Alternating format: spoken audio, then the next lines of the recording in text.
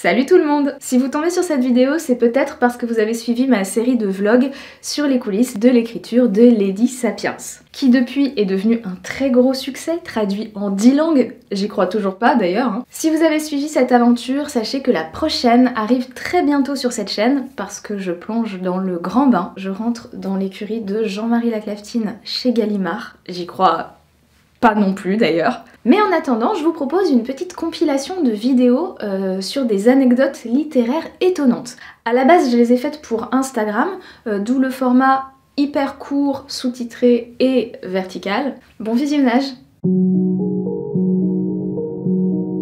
Le métier d'écrivain peut être très solitaire. C'est pour cette raison que beaucoup d'auteurs s'entourent d'animaux de compagnie, dont certains sont carrément des phénomènes à eux tout seuls.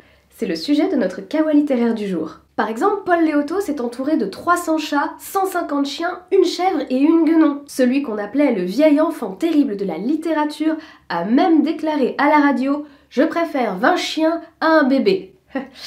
Je suis d'accord avec lui. Et j'ai un bébé, si quelqu'un veut faire un échange. Vous connaissez peut-être le chat de Céline, Bébert, qui est devenu l'un des héros de la trilogie allemande de son maître. Mais saviez-vous que Céline avait également des chevaux ? Ok, d'accord, c'est un petit peu banal tout ça. Certains auteurs font dans l'originalité, comme Gérard de Nerval qui adopta un homard qu'il promenait en laisse. Quant à Guy de Maupassant, il avait un perroquet. Alors vous allez me dire, rien d'extraordinaire pour l'époque. Sauf que d'après les rumeurs, Maupassant avait dressé ce perroquet pour accueillir très galamment les femmes qui séjournaient chez lui, en leur disant « Bonjour petite cochonne !» Ouais, je sais, parfois il y a des infos sur ses écrivains préférés qu'on aimerait mieux ne pas connaître. Désolée. À la semaine prochaine pour plus de fun facts littéraires.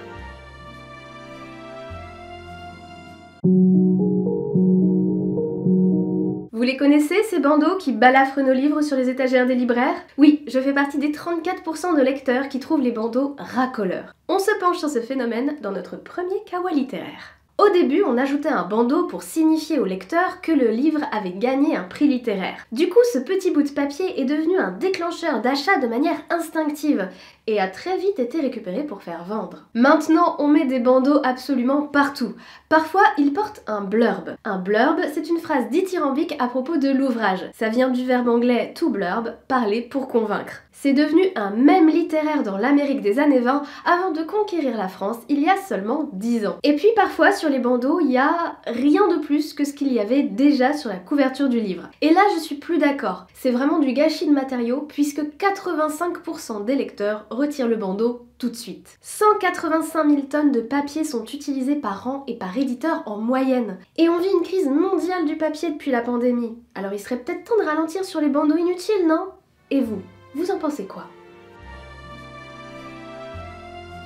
Menteur! Oh putain, menteur! Et puis parfois sur les bandeaux des livres, il y a rien de plus que ce qu'il y avait déjà sur la couverture. Et là, je suis plus d'accord du tout. Les gens de chez Grasset, là, qui te réécrivent le titre en rond sur 3 putains de lignes concentriques, attention, vous allez finir en enfer sur un barbecue avec une pomme dans la bouche et une autre dans le cul.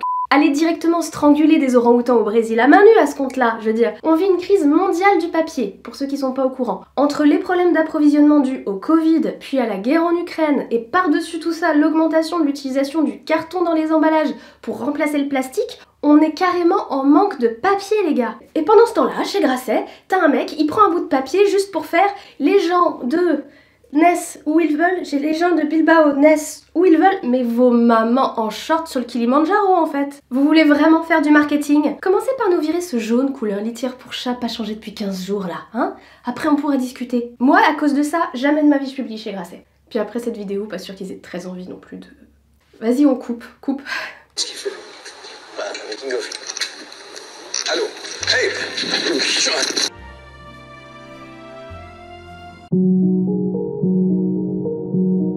Reparlons d'un sujet qui a mis tout le monde d'accord la dernière fois, les bandeaux. Aujourd'hui dans Kawa littéraire, on revient sur un scandale qui implique Monsieur Proust, le fameux procès du Goncourt de 1919. Le prix Goncourt est créé en 1903 et 16 ans plus tard éclate le premier gros scandale lié à cette récompense. Proust, 47 ans, rafle le prix devant Dorgelès, 34 ans. Or, il est stipulé dans le testament des frères Goncourt que leur prix est fait pour récompenser les jeunes écrivains.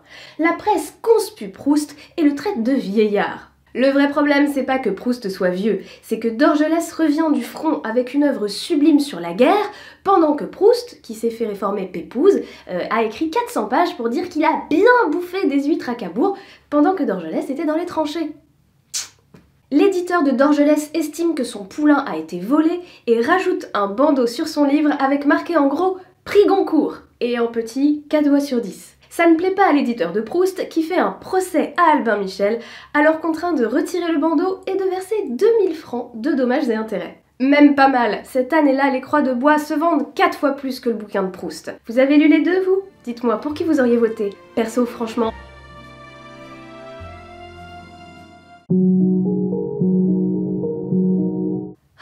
Rester des heures sans bouger d'un poil, au chaud chez soi, les fesses sur un coussin, telle est la vie des écrivains et de leur animal de compagnie préféré, les chats. C'est le thème du kawa littéraire du jour.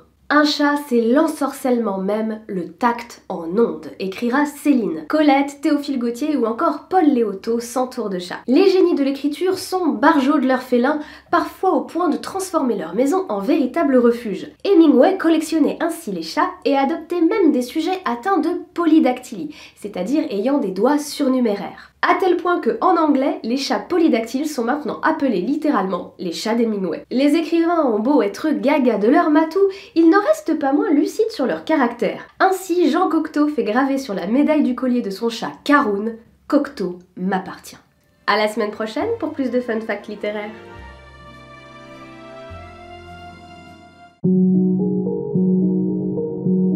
Auteur, c'est un drôle de métier. Et c'est rarement le premier à avoir été exercé par les stars de la littérature. Et oui, nos écrivains préférés auraient pu faire tout autre chose de leur vie. On se penche sur leur CV dans notre kawa littéraire du jour. Beaucoup d'écrivains à succès ont fait des jobs d'étudiants, comme Stephen King, qui bossait dans une laverie pendant ses études de littérature. Il était déjà papa, fallait bien nourrir la famille. D'autres auteurs sont des artistes polymorphes. Colette, par exemple, a commencé par faire du music-hall. Elle en a gardé un amour immodéré pour le maquillage et elle a même lancé sa propre marque de cosmétiques en 1932. Dans la famille Artiste un jour, artiste toujours, on compte aussi Françoise Giroud, qui a été assistante réalisatrice dans les années 30, avant de devenir la secrétaire d'André Gide, puis écrivaine, femme politique, réalisatrice, parolière de chansons, etc.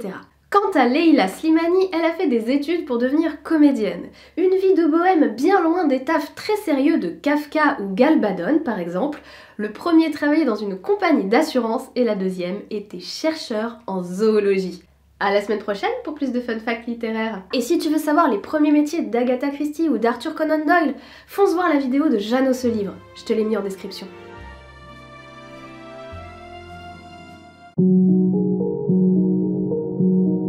Ah, ce que j'aime dans le métier d'écrivain, moi, c'est qu'il peut s'exercer en pyjama. Tout comme le métier de youtubeuse d'ailleurs. Enfin, à moitié. Pourtant, le look de certains auteurs est très important. On se penche sur leur garde-robe dans notre kawa littéraire du jour. Chez les écrivains, il y a deux catégories de victimes de la mode. Ceux qui n'ont pas froid aux yeux et ceux qui ont froid, tout court, et qui du coup s'habillent n'importe comment pourvu que ça donne chaud. Et dans ces cas-là, c'est la mode qui devient la victime. Chez les auteurs fashion, chacun a son petit accessoire emblématique. Amélie Nothomb, la souveraine de la rentrée littéraire, a une collection de couvre-chefs digne de la reine d'Angleterre. Et George Martin, le papa de Game of Thrones, possède des dizaines de paires de bretelles et pas mal de casquettes aussi. Glamour. En parlant de glamour, vous avez vu Blonde sur Netflix? Eh bien, c'est adapté d'un roman de Joyce Carol Oates qui arbore depuis toujours un grand goût pour l'élégance, à la fois en matière de tenue et de maquillage. L'amour entre littérature et mode est réciproque, et parfois des grands créateurs ont rendu hommage à des grands auteurs. Voici une pièce inspirée de Cocteau chez Elsa Schiaparelli et une autre dédiée à Zola chez Chanel. À la semaine prochaine pour plus de fun facts littéraires.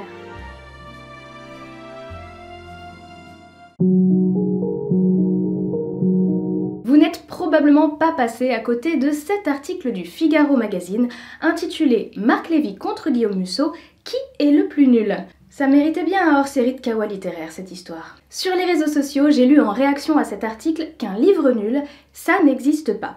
Eh ben je suis pas d'accord. Non, faut arrêter avec le consensuel « oui, tout ce qui porte les gens vers la lecture est bon ». Non, non, non. Hein, sinon à ce compte-là, on publierait les dos des boîtes de céréales dans la Pléiade.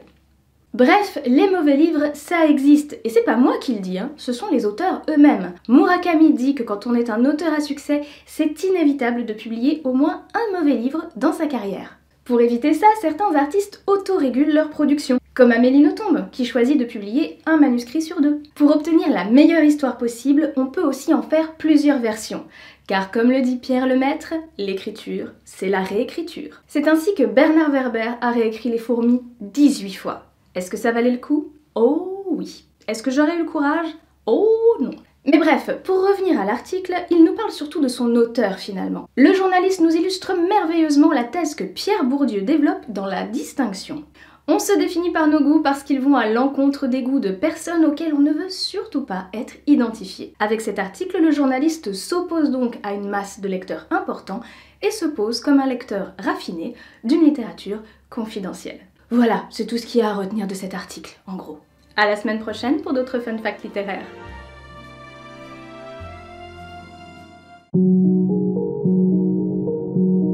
Vous les connaissez, ces célèbres conférences au tapis rouge et aux idées élargies? Dans notre kawa littéraire du jour, voyons comment les auteurs se sont prêtés à l'exercice de la conférence TEDx. Parfois, nos romanciers préférés profitent de leur quart d'heure de scène pour nous livrer des expériences très intimes. Parmi mes préférés, il y a Céline Curiol qui nous raconte comment sa dépression lui a ouvert l'horizon. Il y a aussi Cécile Coulon qui file un sacré coup de pied au parisianisme en soulignant l'absurdité du mythe de la montée à la capitale. Quant à Pierre Rabhi, il déploie superbement sa vision d'une civilisation de la modération.